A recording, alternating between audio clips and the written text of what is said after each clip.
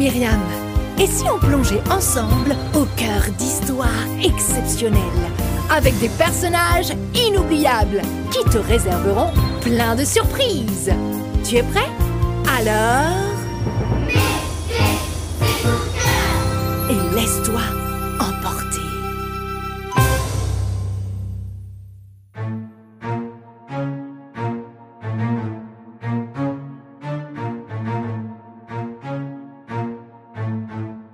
Transportons-nous aujourd'hui dans un nouveau pays situé en Asie du Sud.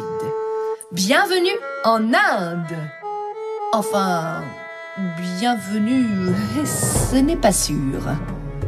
Nous sommes dans une période difficile. Les Naxalites, des rebelles révolutionnaires, affrontent régulièrement les forces de police. Ils revendiquent la justice et se révoltent contre le gouvernement. Les villageois des alentours vivent dans la crainte.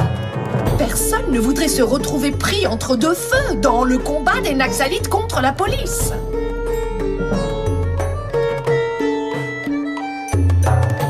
Dans ce climat tendu, un petit havre de paix s'est formé autour d'une école tenue par le pasteur Anand.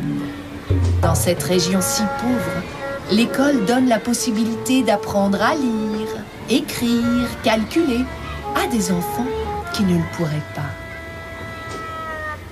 Merci mon Dieu pour la nourriture que tu nous donnes. Amen. Amen. Amen.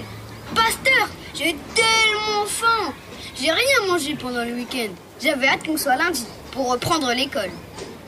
Hâte de reprendre l'école? Tu entends ça? Oh!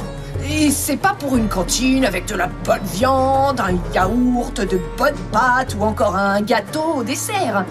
Non, l'école donne une assiette de riz, tout simplement. Mais c'est déjà beaucoup pour eux. À cause de la pauvreté des familles, l'école sert chaque jour un repas gratuit.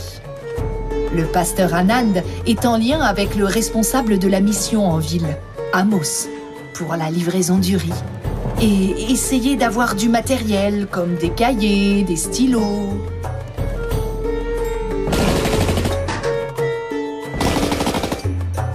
Encore! Oh, il vaut mieux rester chez soi, c'est plus prudent. Cependant... Giscal, mon ami. Mais que se passe-t-il? Allez, rentre vite. Le pasteur Anand n'a plus de riz pour nourrir les élèves de l'école. Et on ne peut plus faire d'approvisionnement à cause des combats. Mais oui, les Naxalites font des barrages et empêchent des personnes qui amènent le riz de passer et d'atteindre l'école. Alors que les enfants n'ont que ça à manger. Bon, j'irai en vélo, demain à l'aube, avec du riz. Mais voyons, Amos, mais c'est impossible, c'est beaucoup trop dangereux.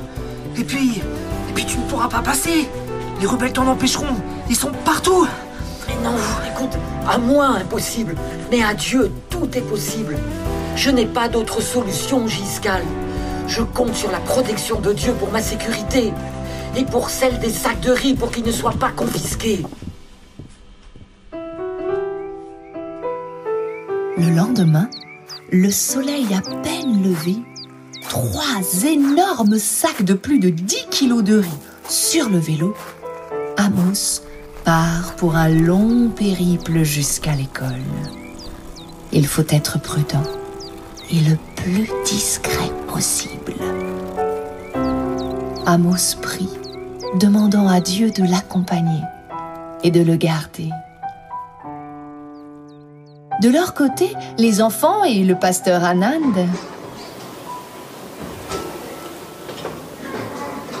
Pasteur, il y a des enfants du village qui ne viendront pas aujourd'hui.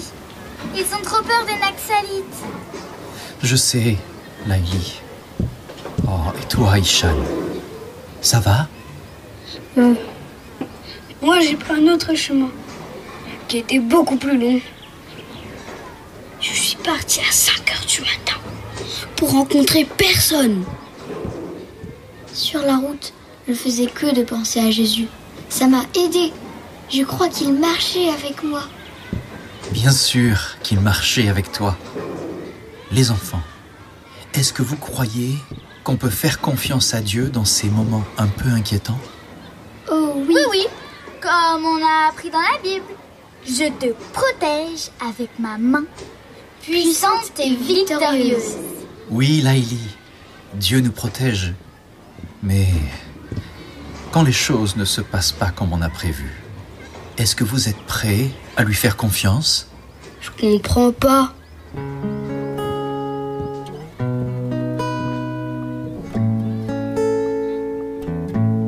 Ishan, les enfants, nous ne recevons plus les sacs de riz car les rebelles empêchent qu'on nous les apporte. On n'aura pas à manger. Plus de riz. Pour nous, mais on va faire comment? Déjà à la maison, on n'a plus rien Alors, je vous repose la question. Est-ce que vous avez confiance en Dieu? Mais on fait comment? La foi, les enfants, c'est croire que tout est possible avec Dieu. Alors, on va le louer pour ses bontés. Dieu, chaque matin, nous donne des choses bonnes pour nous. Il sait ce dont nous avons besoin. Alors, on va le louer, plutôt que de se plaindre. Écoutez ce chant et vous répéterez après moi. Je veux chanter, waouh, waouh, pour l'éternel toute ma vie. Célébrer mon Dieu en musique tant que j'existerai. À vous les enfants. Je veux chanter, oh, oh, pour l'éternel toute ma vie. Célébrer mon Dieu en musique tant que j'existerai. Que mes paroles plaisent à mon Dieu. Moi, je suis dans la joie à cause de lui. Allez, chantez les enfants. Que mes paroles plaisent à mon Dieu. Moi, je suis dans la joie à cause de lui.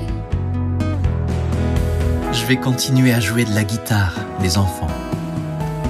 Et que chacun, dans son cœur, parle à Dieu pour lui dire des choses qui lui font plaisir.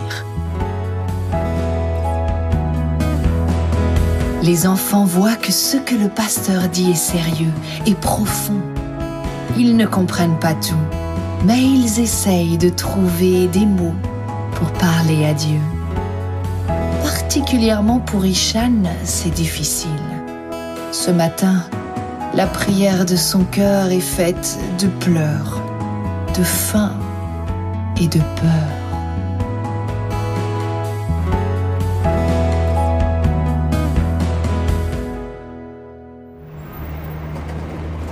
Hé! Tu veux que je t'emmène? Avec mon camion, je peux rajouter ton vélo et tes sacs. T'iras bien plus vite. Oh oui, avec joie. Merci beaucoup. Ça fait tellement de kilomètres que je pédale. La pause sera vraiment la bienvenue.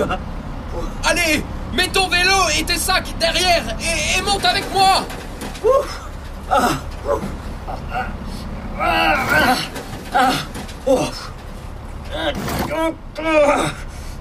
Les sacs de riz là.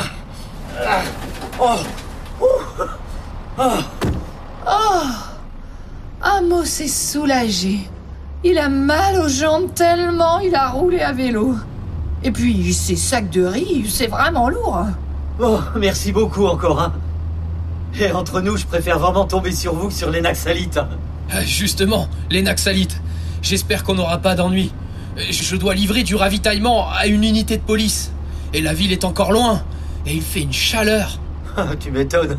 Bon, sinon, tu vas où? Assis à côté de ce chauffeur bien sympa, il récupère un peu de force. Mais, soudain... Les Naxalites! Il faut faire demi-tour. Impossible! Regarde, ils ont mis le feu derrière aussi! On est encerclés. Il faut se sauver par la jungle! Vite! Aide-moi à descendre le vélo avec les sacs de riz! Plus vite! Plus vite! Je peux pas laisser les enfants mourir de faim! Amos et le chauffeur pénètrent dans la jungle en toussant. Car le feu se propage vite. Mais heureusement, les fumées épaisses cachent Amos et le chauffeur aux yeux des Naxalites. Ils ne sont pas attrapés. Et Amos garde l'espoir d'amener la nourriture à l'école. Mais... Le feu nous encercle complètement. On est perdus. M'aurais-tu oublié? Incroyable! Quoi? J'ai les pieds dans l'eau! Mais c'est pas possible. Oui, je vois. C'est un petit ruisseau. Mais je connais très bien la région. Il n'y a jamais eu de ruisseau ici. Et regarde là-bas! Regarde là-bas, le ruisseau a éteint les flammes! On est sauvés! On peut passer! Viens! Viens! Les deux hommes se précipitent vers le petit endroit sans flamme. Ils suivent le cours d'eau pour poursuivre leur route jusqu'à la ville sans danger. Amos ne cesse de remercier Dieu. Il est émerveillé par cette eau arrivée soudainement au milieu du feu. Non, Dieu ne l'a pas oublié. Il contrôle parfaitement cette situation. Et il sauve les deux hommes. Amos repense à un verset de la Bible qui prend alors tout son sens. Si tu traverses les flammes, dit Dieu, tu ne te brûleras pas. Amos? Mais tu as réussi à passer? Merci Seigneur! On peut te faire confiance! Allez, à table les enfants!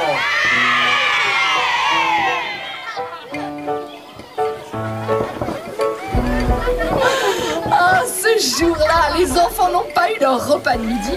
Par contre, ils ont un festin de goûter avec double ration de riz pour fêter le miracle de Dieu. Ah, les prières fusent, tous les enfants remercient Dieu. Ils sont tellement reconnaissants. Dieu a agi alors que tout semblait impossible. Seul Ishan reste silencieux. Mais dans son cœur, il parle. Dieu, merci de m'avoir donné à manger. Je t'ai pas fait confiance. J'avais trop peur. Pardon, pardon. Maintenant, je sais c'est quoi la foi. Crois que tu peux faire des choses impossibles. Et voilà les paroles qui plaisent à Dieu. Le cœur sincère et reconnaissant de Ishan. Que mes paroles plaisent à mon Dieu. Moi, je suis dans la joie à cause de lui. Moi, je suis dans la joie à cause de lui, Dieu. Notre confiance ne dépend pas des circonstances, car Dieu veille sur nous, sur Ishan, sur toi. Dieu t'invite à le louer, même quand c'est dur. Au lieu de te concentrer sur l'impossible, eh bien, en louant Dieu, tu commences à voir que c'est possible avec lui. Et tu vas découvrir les bonnes choses que Dieu veut te donner chaque jour. Écoute la fin de l'histoire, quand Amos rencontre un ami.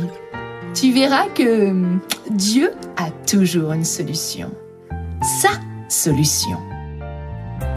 Bonjour Amos, tu vas bien? Ça a été ta semaine? Oh oui, merci. Surtout lundi dernier. J'ai vécu un truc incroyable. Ah bon, moi aussi. Le lundi justement. Comment ça? Oh là là là là. On a frôlé une catastrophe à mon boulot. Il y a une fuite sur le barrage. L'eau s'est mise à s'écouler dans la vallée. Ça aurait pu causer des dégâts de fou. Heureusement, au bout de 2 heures à peu près, on a réussi à colmater la brèche et empêcher le désastre. Waouh! L'eau dans la vallée, c'était donc ça. mais j'en reviens pas. Écoute, mon ami. Dieu a permis cette fuite pour me sauver des flammes avec mes sacs de riz et pour me permettre d'aller jusqu'au bout de la mission. Oh, moi, je suis dans la joie à cause de lui.